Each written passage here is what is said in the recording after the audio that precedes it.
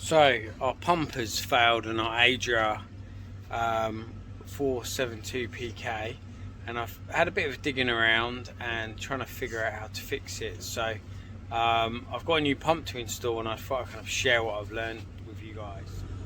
So this is the pump that I got out of the unit. I'll show you where it came from, but it's basically sitting in the water tank, and you can unscrew an entry hatch and get in there. So I've just taken it out and snipped it off, and there's another bit in here which actually goes through the water tank, so you'll see it in a little while, but that goes through the water tank and this connects here. So these plugs here, they've got a little grey clip that you can just pull out. I can try and show you. So that pulls out like that, and then once they're out you can just pop them up and off. So quite simple. So the pump that we found, we couldn't find an exact replacement for this one here. We found something kind of similar, same height. It's not rated quite as well in terms of the amount of litres, but I'm going to give it a go anyway, and then if need be I might order another one of these in from Europe and swap it back out. So yeah, I'm going to go ahead and get this thing installed. Okay, right, I'm under the van now. So this is the water tank underneath the van, just at the back end, so the other side from the door. What you can see up here is that's the pipe work going back through. There's a bit of silicone up there, goes through the floor, and also the cable as well. So what I've done in this instance is I've just chopped off the old cable, and I've just put some blocks on that. It's just a temporary fix for now. I'm probably just going to tie this up here.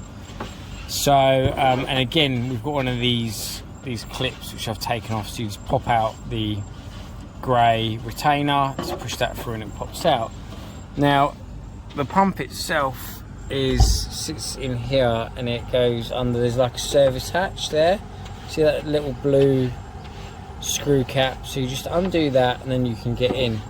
And once in there, the actual pump itself just sits up and inside, so you can get to it by your hand, and if you kind of position it in there, and then you'll find it will just pop out the other end here. So just give that a go, see if I can get it through. It's a bit tricky with one hand. There we go. It pops through the other side.